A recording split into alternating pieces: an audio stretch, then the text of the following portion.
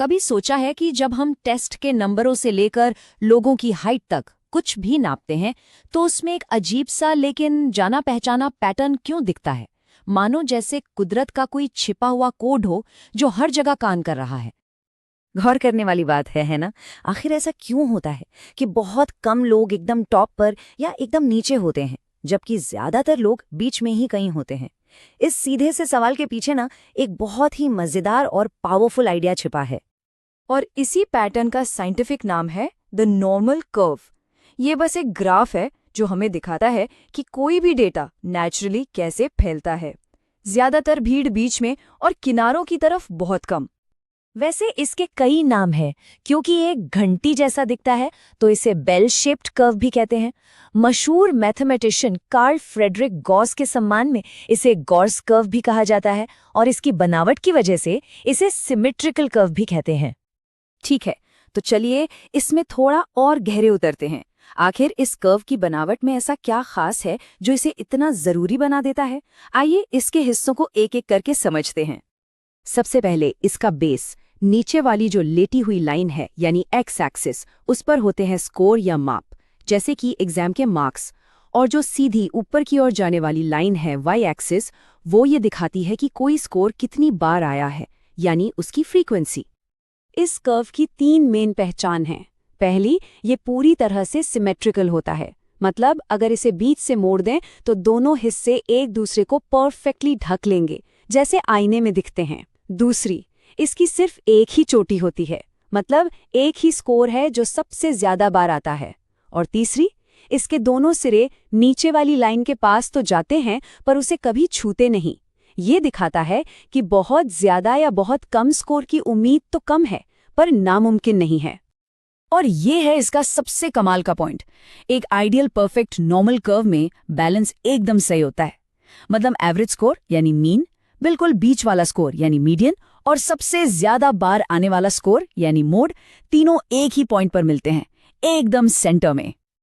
अब समझते हैं इस कर्व के सबसे पावरफुल सीक्रेट को, जिसे 68, 95, 99.7 रूल कहते हैं। ये रूल हमें बताता है कि डेटा एवरेज के आसपास कैसे फैला होता है, और इसे समझने की चाबी है स्टैंडर्ड डेविएशन। ये नियम कहता है कि करीब 68% या कह लीजिए 2/3 स्कोर एवरेज से बस एक कदम यानी एक स्टैंडर्ड डेविएशन की दूरी के अंदर ही होते हैं, तो ज्यादातर भीड़ बीच में ही रहती है।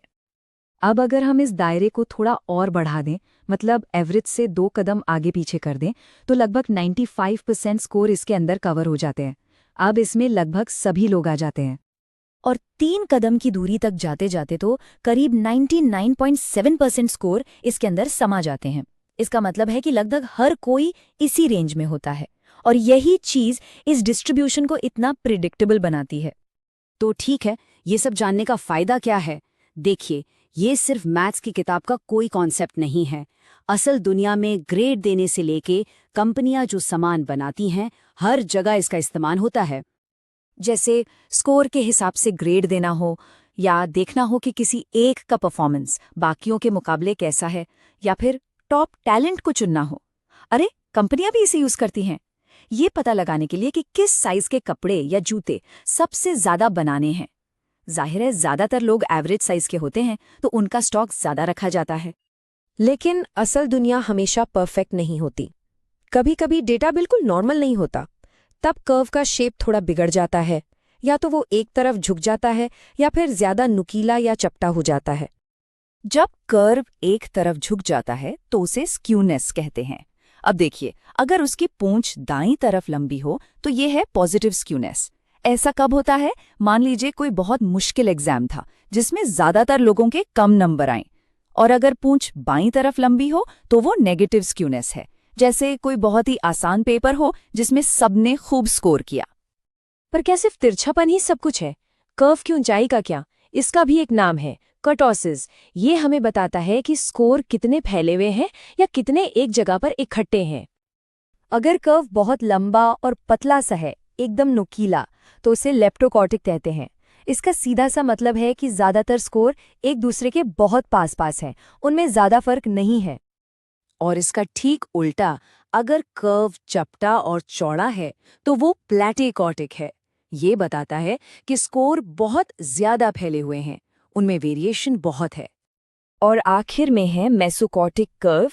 ये है हमारा गोल्डीलॉक्स कर्व, न ज्यादा नुकीला न ज्यादा चपटा, एकदम परफेक्ट। यही वो आइडियल नॉर्मल कर्व है जिसकी हम इतनी देर से बात कर रहे हैं। तो इन सब बातों का सार क्या है? सबसे बड़ी बात यह है कि हमारे आसपास की दुनिया में एक पैटर्न है जिसे पहचाना जा सकता है, बस देखने की नजर चाहिए। और ये बात इस आइडिया को कितनी खूबसूरती से बताती है कि नॉर्मल कर्व कोई बनाई हुई चीज नहीं है, बल्कि ये डेटा के नेचुरल, एकदम कुदरती बंटवारे को दिखाता है।